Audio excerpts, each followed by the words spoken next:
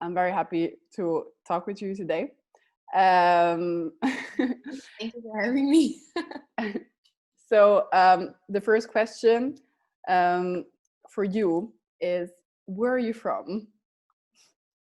Okay, so so I grew up in Belgium, Mm-hmm. but I was born in Russia. When I was 2 years old, we came to Belgium, but my parents are originally Armenian. Okay. So the reason I was born in Russia is because of the whole Soviet Union. It was part of the uh, Armenia was part of like the SSR, and everyone spoke Russian. But in like the 80s, yeah, they went to Russia because there was like a civil war between the Turkish people in Azerbaijan, because that's where my mom grew up, Mm-hmm. and the Armenians. So they decided to go to Russia, and then it's like a very long story of history between the Armenians and Azerian people. So that's why Mm-hmm. we constantly were on the move. But yes, I'm Armenian. I think that's the most correct answer to this question. Okay. Yeah, I invited you today because I saw. I saw your TikToks, your, and then I saw on your Instagram page that you wrote this piece about the Armenian War, and that it's now going on, right? It's now You mean still slam going on. poetry? The slam poetry about Yes. Armenian genocide? Yeah. Yeah, I wrote this slam poetry like 5 years ago, I think. Hmm. It was more of like I don't know if you heard about Armenian genocide. No, I looked it up after seeing your video Yeah. because I didn't know Okay. anything about it. Okay. Well, it's in 1915. There was an Armenian genocide where I think more than 3 million Armenians were killed, and that's like kind of the reason why a lot of Armenians, like my family, they moved from country to country, constantly on the flight from this civil war that was continuously catching up after Mhm. that genocide. And I wrote it like 5 years ago because I was feeling very sentimental, and I was like missing my roots. And um, there was like this emptiness or this space that I was trying to get a grip on, but I couldn't because um, I'm here and I'm not there. Yeah. And it's like with words I was trying to fill this hole, but it's like with words it's very, words are not everything. So, and then 5 years later this happened, and I was like, wow. Because I also wrote in the poetry, like history does not repeat itself, it rhymes. And I was like Yeah. so shook at how relevant that is, because not even with the Armenian genocide or with the war that is happening right now in Artsakh, it's like with everything that happens in history, everything keeps repeating itself. And it's such a scary idea, because we we are not surprised that this happened, as a small culture, because we are with like less than 2 million Armenians in our Hmm. own country that is like, we're almost wiped out, a very old country. We're actually the first country that adopted the Christian belief into their culture. Oh, okay. Oh, So we this. are, yes. So a lot of people think, oh, it's Rome. No, it's Armenia um, that did it first, and we are a very small community and group and very old culture, and it's it's it's difficult to explain this to people, because when we are talking about, there is like a second genocide that is happening right now, which is in this context with what is happening in Artsakh, is of course exaggerated, but we come from a place where we experienced a genocide, so Yeah. we know the signs of this is how it's going to happen again. And if you talk to people, non-Armenians, about this, are like, oh, okay, so if you call this an almost genocide, then in 1915 it probably wasn't a genocide, because it still isn't recognized. But we are just trying to prevent things. And it seems like, especially in Europe, if it's far from your country and it's not happening here right now, then it's not part of the problem, you know. And that's I find it such a scary mindset, like having to wait for something to come close to your door before we actually want to help someone or reach out. And it feels like we are screaming all the time, like we did protest in Brussels for the Azeri aggression and why Europe is so silent, why they're not helping. And it's like, it almost seems like if it fits in the agenda or like in the kind of the Western image of what they have going on, if it fits in there, they will reach out. But if it doesn't, it's like it will be pushed back aside, you know, like you can figure it out. You're a smart country. It's very, like, I think there is really just from the beginning, already in the school system, there is a problem. Like you just said about Christianity and stuff. I grew up in Italy, and Italy is the country of Christianity. And in history, we learn, of course, so much about the religion in Italy, specifically Italy. And then there are, you know, the wars, First World War and Second World War, and then you learn about Germany. But I thought it was very interesting that you said, I didn't know this, that you said that Hitler actually, you know, he saw the Armenian genocide, and that was like his inspiration is a horrible word, but yeah, he took it from there. And I just think just the education that we get, of course it has to be concentrated on the country you live in, but it's so narrow, and then you don't get a broader view. Exactly. That I totally agree. That's a discussion I have with a lot of friends all the time. That I feel like now it's changing. But when I was in high school, we learned like 6 years. Like I'm not even exaggerating. We learned about World War I, World War II, and I think it's great. Of course, it's part of this history. Like we're living in this country, so it's important to know. But I feel like when we talk about history, it is most of the time it's stated as a fact, but history is more of a point of view from who has written it or who is explaining about it or talking about it. And for me, it's like I see it as a puzzle. You know, we learn about World War I and World War II, and those are two puzzles, but everything is connected with each other, even if it's not part of the Western world. What the genocide in Greece, for example, or in I think in Rwanda, correct me if I'm wrong, there is no talk about it, but all of these little pieces, they add up to the puzzle. So why do we decide what is important to talk about and what not? That frustrates me so much, you know. Like we with that state of mind, with teaching people about only a few parts of this puzzle, you give them this worldview that you created for them, in which you don't give them the freedom to reach out to all these other aspects and think for themselves, you know, how this puzzle adds up. It's like, I give you this and that's that, you know. And I think that also but I think that's a lot less now. I think they're adjusting it, but a lot of in Western schools in Belgium, when we read books or everything that is written is almost every time written by a white middle-aged man.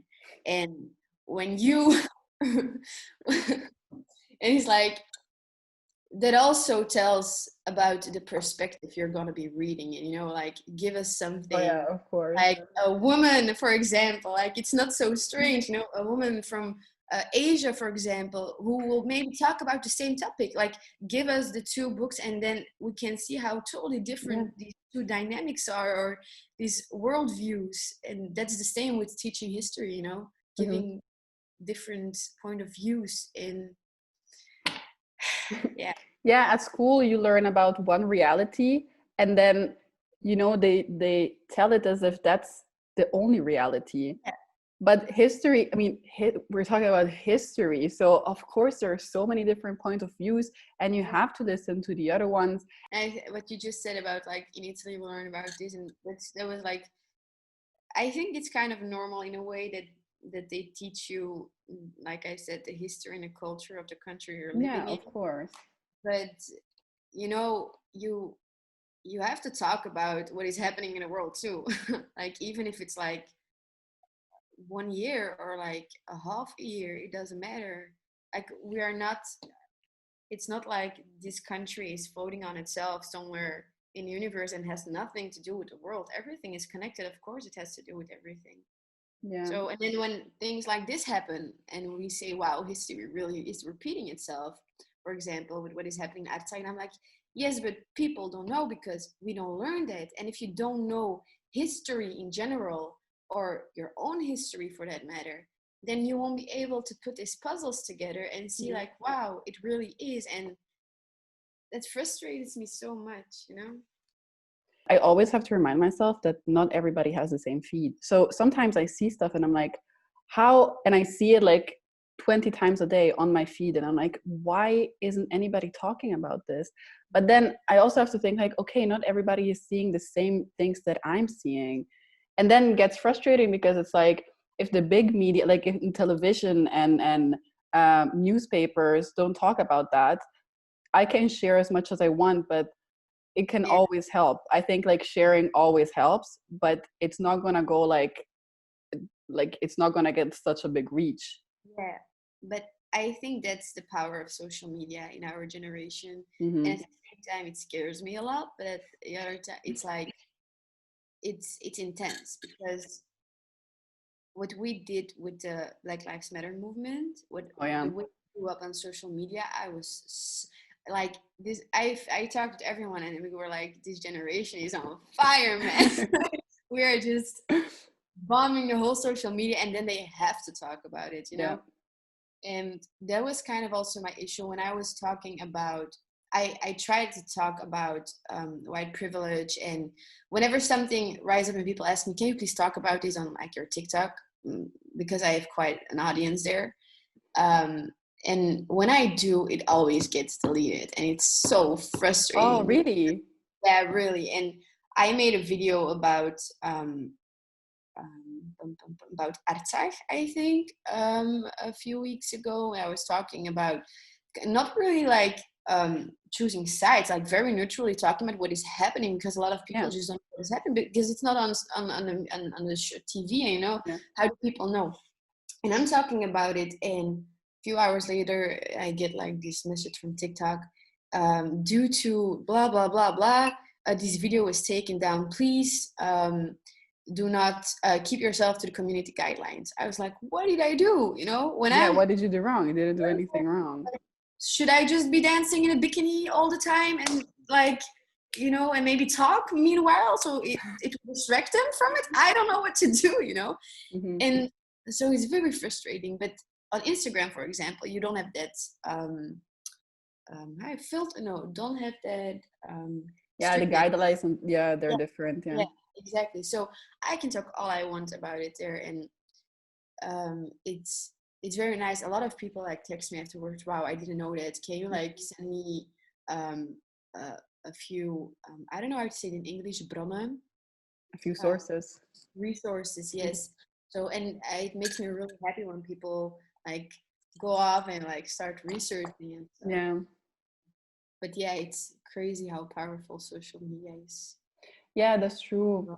And I was really, yeah, I don't even know how I came, how I saw your video, but I thought it was very, that's the thing, you know, like you learn about history and it's very like factual, and you learn, you know, it's like this happened and that happened, and you know, but I just thought the difference between like reading an article about the war in Armenia and hearing your video is just like the emotions, like you are part of that. And I got like really goosebumps. I was like, oh my god, I thought it was very very nice to listen to. Like, did you grow up with the Armenian culture like in your house? Um, it's kind of complicated. Like I said, both my parents, they're like Armenian, 100%. So um, my parents got like divorced when I was a very young age. So I grew up with my mom, Mm-hmm. and she she gave me like this freedom of not being so traditional, which I'm very grateful for. Okay. Like um, um, it's very hard to explain, but like the strictness that comes with our culture, it was like she kind of like um, eased it down on the, the society we're living in, so I could fit in, you know. Mm-hmm. Um, and the problem is, I think that we speak Armenian at home, but her main language is Russian, so it's still a disconnect, you know. Mm-hmm. Culture is, they say culture is a key to a culture, and that's true, but if you live somewhere else and you can talk about how you can talk about your culture back there, because I didn't grow up in Armenia, so I've been there once or twice, but I can feel like my body sometimes longing for this, like I said, this emptiness, that the warmth I want to feel in that I do not find here. And I call it warmth, but everyone can call it something else. I think it's like the mentality that is so different. And when I went there and I heard, okay, great, wow, and then after a while I was like, but something, it was like I do not belong here 100%. And then I was starting to think about how I fit in here, and then when I come here I'm like, but I don't, like, it's a constant, like something is missing if I'm here or if I'm there. So it's a constant floating between this gray zone I was talking about Yeah. earlier. I'm constantly in this gray zone, and you're trying to adjust yourself to everything that is happening here, but you feel a pull coming from there. When you turn your head, like you feel a pull coming from here. And it's, I don't know if I will ever get out of this gray zone. I honestly don't mind. Like, I built a home here, it's fine. I'm living here peacefully. But I think it's, for example, like, it's a very stupid example, but on Instagram I post a lot of what I call aesthetically pleasing pictures. Yeah. I like it. Like, I like that kind of style. So I get a lot of messages from Armenian guys telling me like, aren't you ashamed posting pictures in your bikini, which is not my bikini, by the way. Oh. Your bikini, like, you're such a disgrace. And like, my mom even got emails from Armenian parents telling her, No. um, how did brought up your kids is like so wrong. And then in that moment you feel like I'm trying to create my own identity, you know, Yeah. like, even in this chaos of me not knowing what the fuck my identity is. I'm sorry for cursing, but like, I'm trying to create something to fit in here with all of the history and baggage we have there. So I'm trying my best, and then you come and you give me like the slap in my face, like, no, you should do this and this and this. Mm-hmm. And I think that's like, I think I have an Iranian friend, and she also struggles with this. I think a lot of people do, but it's like, what is my identity? Like, is it Mariam? I'm 22 years old. I grew up in Armenia. I live in Belgium. I think it's such a fluid concept, you know, identity, and I'm constantly trying to adjust it. And I really believe that we have multiple, but like, we choose one because it fits in this context or in this group. So you Mm-hmm. choose to play out this character, you know, but we have multiple. And that's what I'm just trying to do. And I feel guilty about it because it feels like I have to prove something to this culture Yeah. in a way they want me to, but I don't know how to explain it. It's just till today I struggle so much with it. Yeah, I struggle with that too, and I think like really a lot of people just struggle to find a balance where both parties are like, where they accept you, you know, both parties are like, okay, you know. But I think it's very difficult because it's just, you are just a lot of different cultures, and it's difficult like bringing them together. But I thought like a thing that really not really surprised me, but it made me think is that I don't know, I think you're saying something about Armenians in your, how do I call it? Poem or Poetry, slam poetry. poetry? Okay. And you were talking about Armenians and you said like, we, blah, blah, blah. I don't know, but you said we. Yeah. And I was like, whoa.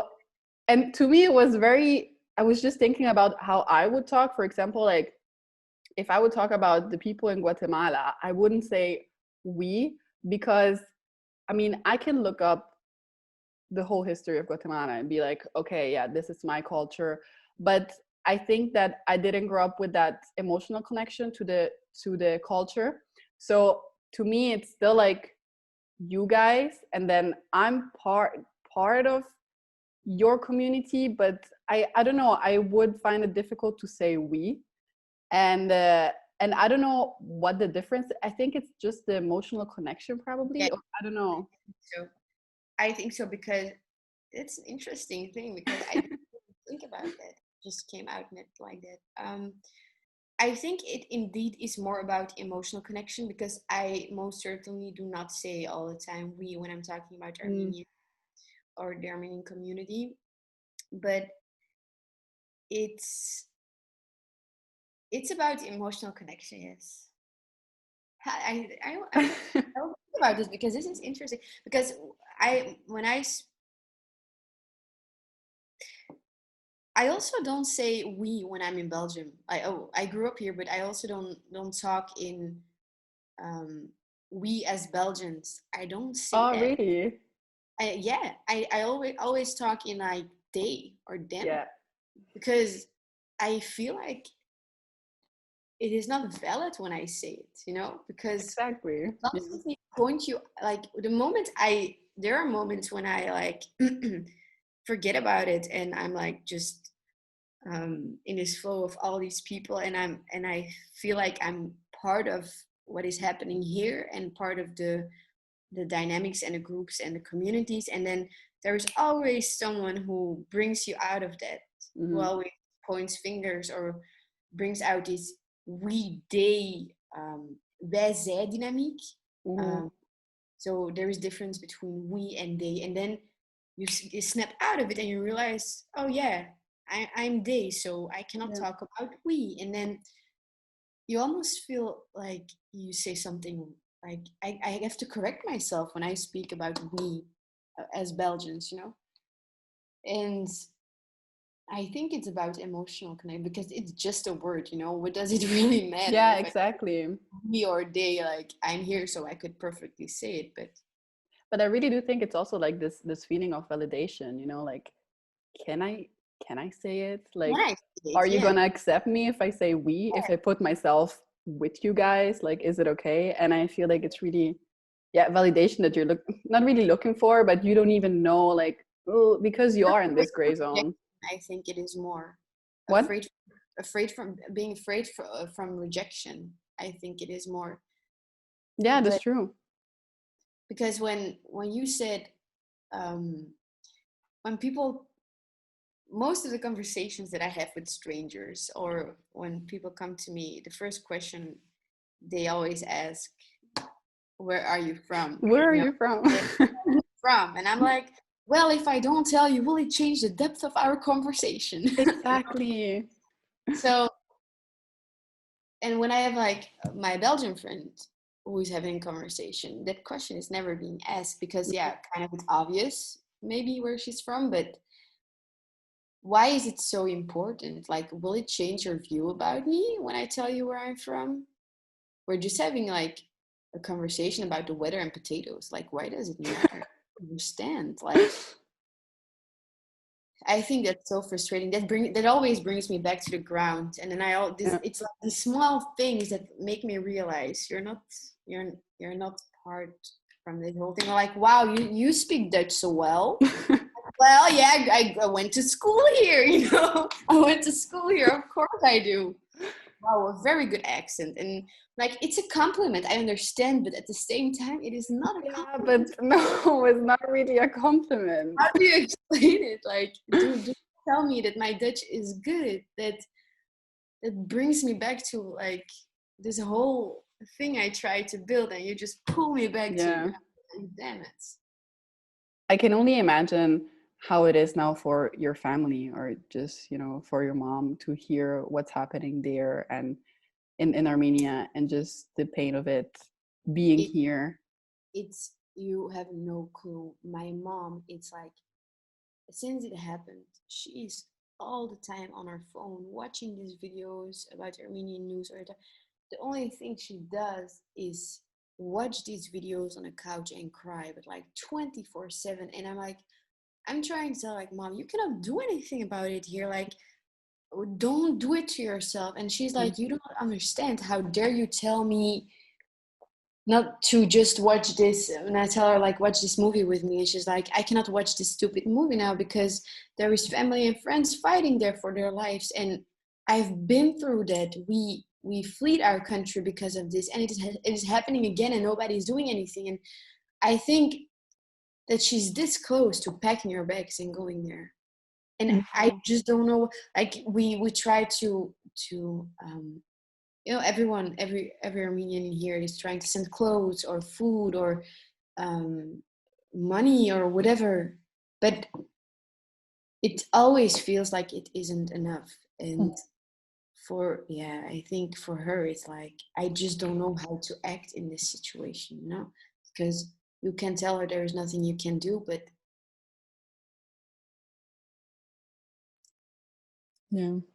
she can't just do nothing, you know. Do you feel it the same way she feels it?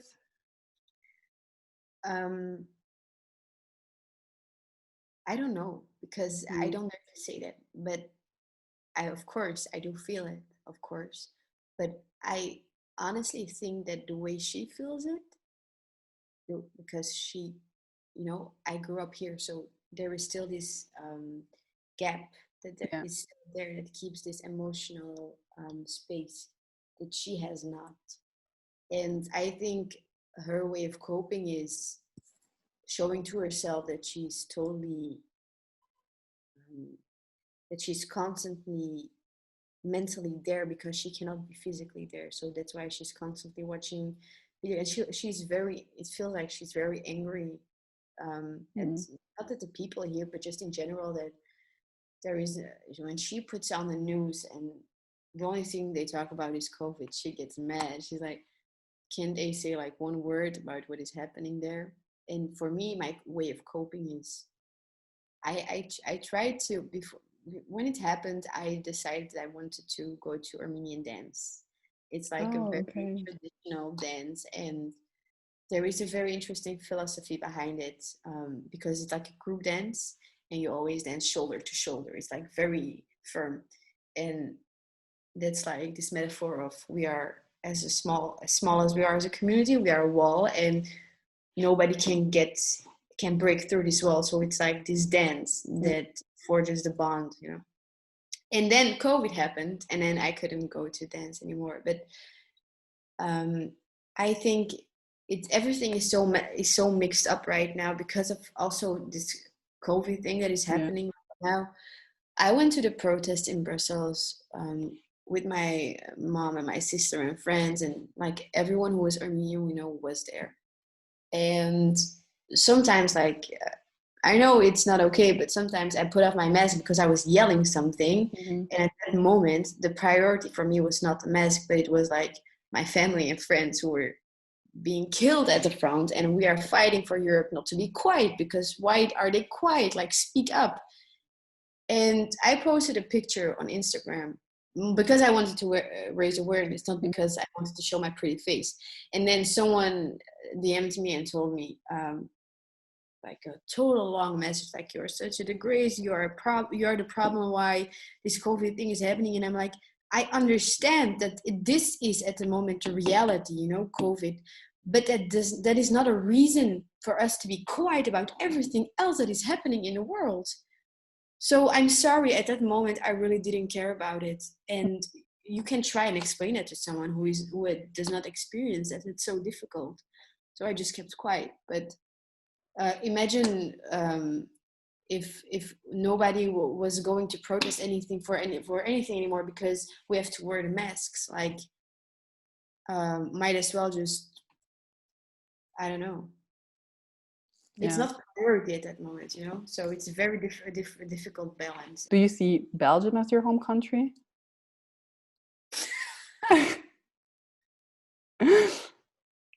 Yeah. It's just really So a wait, very gray zone. tell me, where's my home? Oh, that is such an awful realization. Um, no, and at the same time, yes, I feel like I could, if it's more of a state of mind, I also think I could make Mm. it my country if I wanted to, but then I would be saying that I'm giving up on something else, because by saying I do not belong here, I admit that there is a part or a piece or this space that is still belonging there. And when I say yes, I do belong here, it's like, okay, exclude. So that is a no, and this is a yes. And it's like loving two people and not wanting to hurt both of them. So you Mhm. just in the middle, and that's kind of the But I do feel like we kind of exist just in the middle, and yeah, there is not really an answer to it. But I think it's this idea where you're like, it's one or the other. You know, yeah, like you say, for example, like, oh, I'm Belgian, but I'm also Italian, for example. And there, it's this but. It's not but. It's and. Like, you know, I'm yeah, Belgian and Italian and this and that and whatever. It's identity is so there's so many layers. You can't just say one word. yeah. But then that means that you are also constantly adjusting your identity, and that is so difficult, I think. Yeah. um, because when you say and, when you say but, you exclude one idea of yourself, or of this country, or where you know um, and that makes it so much easier to focus on integrating yourself in where you choose to be Hmm. identified as, where you're from. When you say and, it almost feels like an identity crisis to me, because I cannot be the identity that I have created for and in myself for fitting in here, and then take that identity and place it in Armenian culture. Like, that will not work at Oh all. yeah, I know what you're saying. Oh my God, that actually makes sense. So that's why I think it's always the end. And it also brings like peace, you know, like, okay, I can just focus on this one thing, and it doesn't work. It's two Hmm. different cultures. It just doesn't. Or it works, but you will constantly be hurting people, like family and friends, because it's like, we teach you how to dance and you come to us and you come do break dance. So, that's kind of like how, I'm like, girl, we teach you ballet and you come and break dance. Like, how does that work? Yeah. So it doesn't. Yeah, it is personalities that always adjust to the environment. Of course, like you know, I can imagine like, or at least I know it for myself when I'm in Italy. I don't change, like I'm still myself, but there are just like some things Mm. that are adjusting in the way I talk, in the way I behave, in the way, even in the way I dress, for example. It's Yeah, slightly exactly. different. Exactly. And I always thought it was so interesting because in Italy, I, I don't wear a lot of makeup just in general, but in Italy, I wear more makeup than usual. Yeah. And in Belgium, I really don't like, okay, sometimes, but I really don't. But in Italy, I kind of feel bad if I don't. Yeah. And it's just, you know, I'm not changing. It's not me who is a different person. It's just like little things. And Interesting. I feel like you see this little identity crisis sometimes in these little things where you're like, why do whatever, why do I change this? Like, it's fine, but it's just the environment you find yourself in. Yeah, exactly. Oh my God, this is so funny, because this thing, I thought I only thought about this. I know that a lot of people think about this, but this is like the first time I really talk about this. Yeah. When I was in Armenia, all the girls, well, even if it's like 10 a.m. and they just woke up, they wear heels, makeup, like ready to snatch a man, you know? Like, Yeah. and I remember I was like also 12, but I came out and like just jogging is like really not giving just, and I remember later that day, my aunt had a conversation with my mom asking if I was perhaps attracted to girls because this girl is so strange. She does not wear makeup. She does not wear heels. What is wrong with her? And then I had to force myself to wear like skirts, but I felt so uncomfortable. And I was like, this idea of femininity that there is, you know, and masculinity. These two, all, for example, it's like such a small thing, but you have these differences, and then how can you say end? How can you say end? And it's really it won't work out. It just does. But also, I played in a short movie of Megan Heilig. She's a South African movie maker. Okay. And there is like this one sentence in the short movie that always stayed with me. She said, "We don't have to be the same to be equal." And that is such a simple sentence, but we are so far from realizing it. We don't have to be the same to be equal. Like, it's, why can it not be that simple by saying this sentence? Why does it have to be so? Why? Like, everything sounds so simple, but everything is so difficult at the same time. I don't know. I just. Yeah, I guess, you know, every community has these ideas, and to really belong to that community, you have to follow some guidelines or something. But it's very. I like the way you said guidelines. I think. Yeah, it's guidelines. You know, they say like, if you're Belgian, you should be this and that and da da da.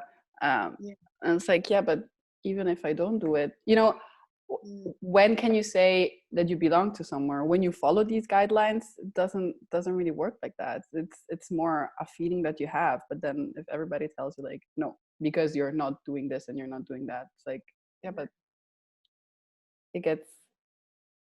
it's really, as you said before, it's really like a gray zone where you have to find how to make the different worlds work together. Yeah, but exactly. How do you make this work together? But then I feel like with every group or every individual person that has been excluded from or feels excluded from what we call the norm or whatever, they always meet in this gray zone, and then they create their own world. But at the moment that I never see them like these worlds connecting. I just feel like it's another world on top of another. Like people, for example, the LGBTQ community, like when people ask me, I have a lot of, of course they're not in my life anymore, but people were like, yeah, I don't understand the gay pride. So like, why is it necessary? We don't have straight pride either. I'm like, are you excluded? Like, do you want to shout? Do you so the thing that they say, like, is your house burning? No, it isn't. Well, can you just keep quiet? But it's like we have to exclude ourselves out of the norm to be normalized and then put back in what we call this norm to function normally together.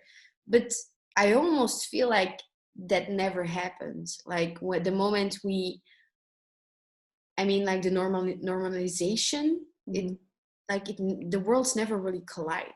In my opinion, it's always like we get out of this norm, we talk about it, we speak about it, so people, there's awareness about it, and then we are okay with it finally, and then of people have like they have this understanding about this certain topic, and then the moment we want to collide these worlds, I don't know, it never happens. Or is it just me? It just never happens. It's always like this gray zone that is floating on top of something else. And maybe this gray zone is like better now because you created a home with a lot of people who you met in this gray zone, but it's still the gray zone. And it still feels like an exclusion, but with more people. No, it's true, but isn't it, because when you are in the big group where, you exclude yourself without saying first, like, or, you exclude yourself to be able to say, like, look, I belong to this little community. This it is excluded. So then you are already saying that you belong to an excluded community. So then people just get used to that. You're like, oh yeah, right, that community, that gray zone, and then to bring it back in, people don't know how, because it's like, you were always this gray community outside of us. So how can we? But it's not. We were all first in the big group, but then to say, like, oh look, we went out from it. True, but I also think that when you say we exclude ourselves out of this, I think that also happens because they don't give you the opportunity to include yourself in. So of course, yeah. Out, because it's, or you lose yourself as what you think is your identity, or how you feel more you lose that while normalizing in what they think is how you should be. And if you don't, they don't give you this spot, and then you're like, okay, I can stay in here and be very unhappy, or I can exclude myself out because it's the only option they give us. And then when you're out, so is there really, how do we get back in?